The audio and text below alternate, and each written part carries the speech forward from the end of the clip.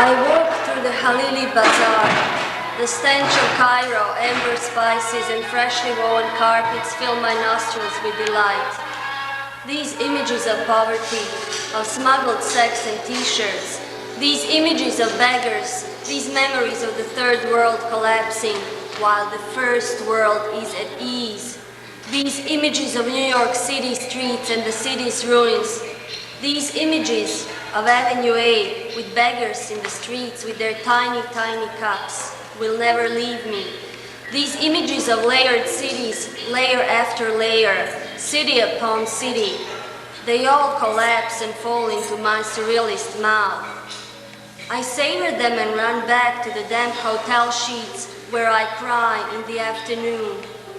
The streets of Cairo are filled with Hanumas, sheltered with white barakanas, and children in plastic slippers. They walk around Giza, which is not the poorest suburb, but also collapsing.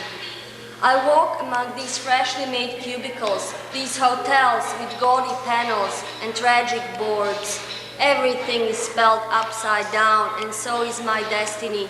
In my mind, I travel through the streets of New York, the same ruins, the same abandoned buildings filled with poor people, the same blood, the same jump into the Semitic womb, the same wound bleeding.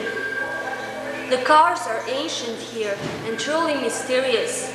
A face of a young man who draws me into his tiny shop. He's eager to sell me his gold, whereas I love silver because it has soul.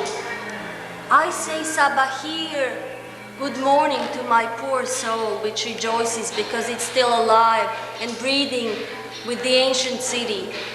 18 millions of people travel through the morning mist. The bus avoids the camels. Nefertiti sleeps content with her dreams of floating down the Nile. Queen Hatshepsut searches for her sneakers. Then she licks up her American cant and blows the smoke into the air. A city quarter called Zamalek, with its Hilton Ramses Hotel, the tallest building in Cairo. Where Ramses left, Hilton picked up.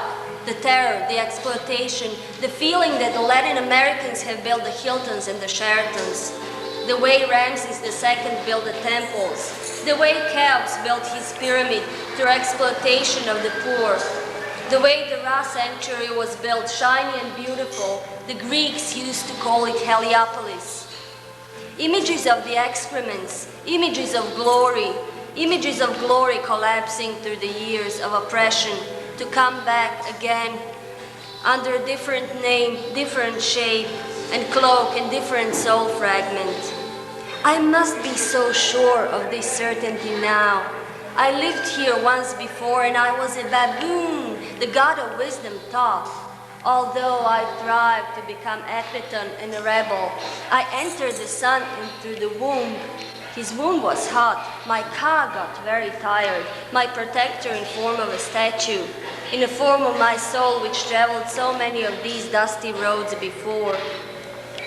My comprehension of the beggars, my refusal to forget them, my refusal to draw a dark curtain over my eyes, images of waters, images of still ruins disintegrating by the lake, images of green oases of Hebrew and Arabic letters turned upside down, my soul in the form of my personal Ka read from right to left, and the palms, which took me for granted because there was nothing dirty inside of me, nothing but this silence, in which I sank, in which I rejoiced, after so many centuries, when the civilization was the cradle, and I